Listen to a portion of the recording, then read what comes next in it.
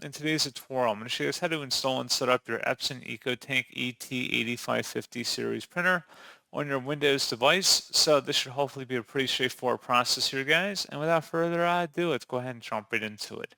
All you have to do is open up a web browser, and into Google, you want to search for Epson EcoTank ET-8550 support.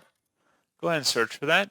Best results will come back with an Epson web page here. Go ahead and open up that link. It should say Epson ET-8550 when you open it up.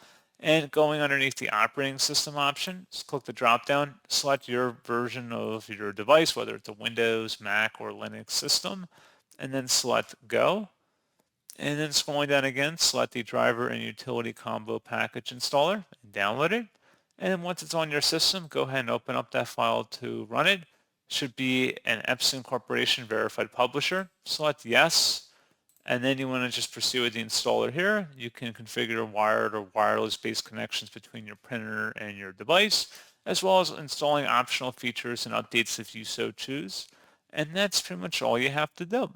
So pretty straightforward process on that, guys. And as always, thank you for watching. I do hope that I was able to help you out, and I do look forward to catching you all in the next tutorial. Goodbye.